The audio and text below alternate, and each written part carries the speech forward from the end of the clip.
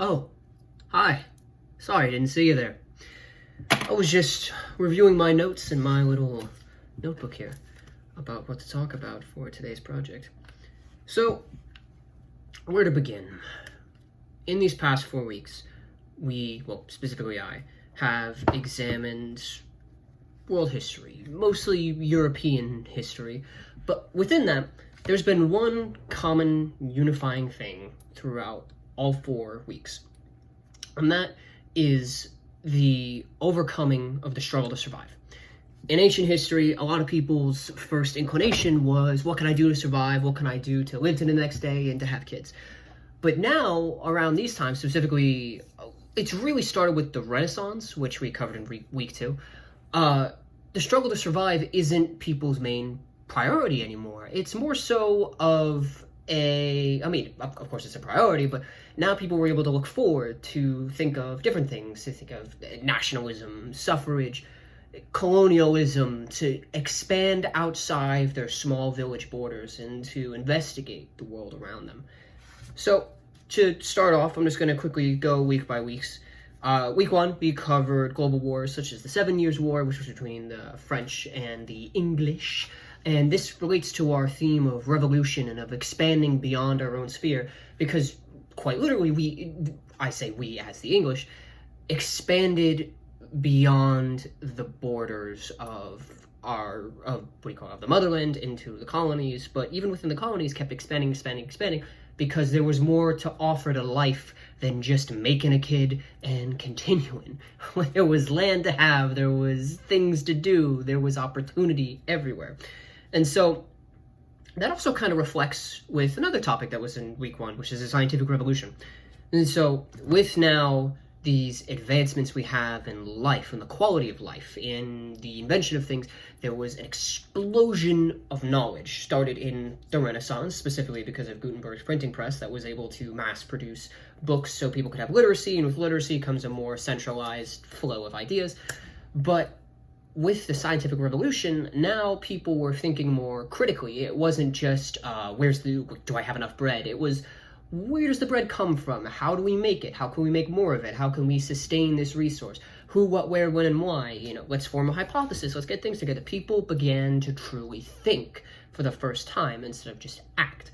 And speaking of for the first time, a lot of people would begin to think of their social rights, specifically women's suffrage movements began not necessarily around the Renaissance. It more so picked up during the scientific revolution. There was some in the Renaissance, but scientific revolution was more important for women's suffrage. And so as women began to think like, hey, we want equality and all that jazz, many others started to look towards themselves, to their countries, to their situations, to, again, outside their own home, outside the need to live to the next day. And with that, we go to week 2, which once again talked more about the Renaissance, but it also talked about the Enlightenment. And the Enlightenment truly highlights this idea because of its impact on the rest of the world after the period of Enlightenment. But it also talks about people now being able to ask questions about their surroundings, to wonder. It wasn't just, there's a God and he does stuff. It's, why would there be a God? Is there really? Why are our kings truly the rulers? Is it God who anointed them? Is it lineage? The freedom to live allowed for the freedom of thought, and the freedom of thought allowed for all these revolutions that we came up. That's why there was an explosion of them all of a sudden. Scientific revolution, Renaissance, the Enlightenment period. And then kind of blending week 2 and week 3, we talk about the French Revolution, which had a very profound impact on Europe as a whole, not only because of Napoleon, but because now it was taking the direct kingship of a monarch and challenging that authority due to the lack of quality in which they ruled. Unlike the American Revolution, which was just which technically was another land to many Europeans at that point. It was part of the British Empire, but it wasn't Britain itself. It was the British colonies. It was Britain, but there were, I would hesitate to say second-class citizens, but they were never like, oh, there's British, let's go on down to the quarry.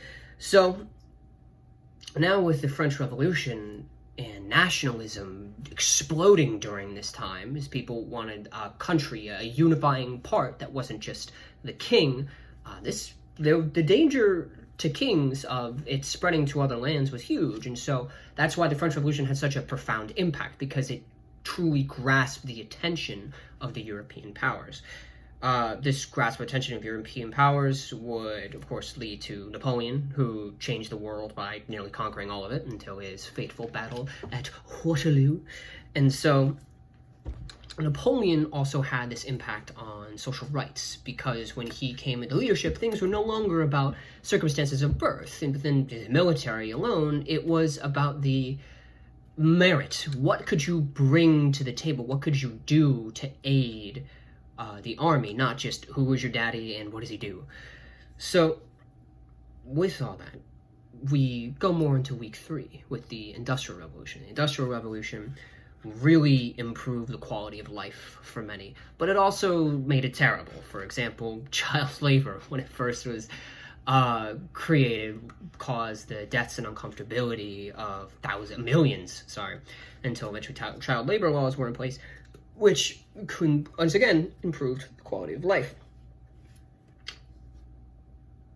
And then, kind of as the transitional topic to week 4, going back to Napoleon, we have the Congress of Vienna, in which all the European powers came together for, I hesitate, there's a lot of hesitations. I wouldn't say the first time, but they all came together in such a significant way to discuss the fate of Europe that it had never really been done before. And so with this Congress of Vienna now setting this precedent with colonies and who would get what, and how is Napoleon's empire that he'd now lost going to be returned or broken back up, this leads into week 4 with the age of mass politics. Now, I talked about nationalism earlier, about women's suffrage earlier as well, but now with the world at peace, with technologies advancing to where it didn't take a week just to make a shirt, you could make it in an hour. Now people had a lot more free time, and with this free time they were able to think, they were able to tend to other duties. They weren't just, how can I make it to the next day? And so with that, people really started to bind together for nationalism. They wanted their country to be superior. They loved it. They wanted everything around them to thrive. Their homes were getting bigger, more yet less important, more important in the sense of where there was a pride in them, not just we gotta live, but also less important because it wasn't just about staying home and making sure everything was okay. There was a whole world out there. And that would eventually lead into imperialism, which we are covering this week. So just kind of to answer some of these questions that are here, why did I choose these events in particular? They all have the unifying theme of revolution, of rapid social improvement, of the human mind expanding beyond just the animalistic needs to stay alive, to reproduce.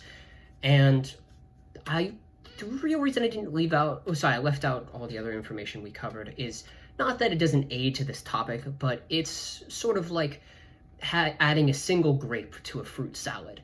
It's not going to make or break it. I mean, it's cool, but, for time reasons, it's not necessary. And what have we gotten right or wrong? I mean, who am I to say? Because I like to think of things within the perspective of how it happened there, not with the hindsight. At the time, it led us to where we are today, so I guess I would say most things are done right, but, a little less rape and a little less murder would also be appreciated when it comes to wars and how they are resolved. What I've actually learned most from this class within this period of revolution is how everything chained into one point. For the sake of my argument and how I put things in, almost everything can be traced back to Gutenberg making the printing press. Without the printing press, there wouldn't be the Renaissance. Without the Renaissance, there wouldn't be the Enlightenment. Without the Enlightenment, there wouldn't be the French Revolution. Without the French Revolution, there wouldn't be the Industrial Revolution. Without the Industrial Revolution, we wouldn't have the world we have today. Nationalism would take a whole lot more time to come up with. Probably nationalism would only start now because people would still be concerned about, living. And just this sequential one thing after another, truly like the chain of history, is not only something that I've now come to truly recognize and appreciate, but I never, it sounds dumb, I never like put it together, or if I did, it wasn't as soaked in as I thought it was. But this class now able to show how things truly link and interlock, and how one thing over here can affect one thing over here. It's this impressive just interweaving we have is crazy to me. So yeah, I hope that is sufficient enough information for the reflection project. But yeah, I think that's it. Anyway, I apologize for my lack of professionalism towards the end, but thank you very much for watching. I hope this has not taken too much of your time, and thank you for your time. All right, goodbye.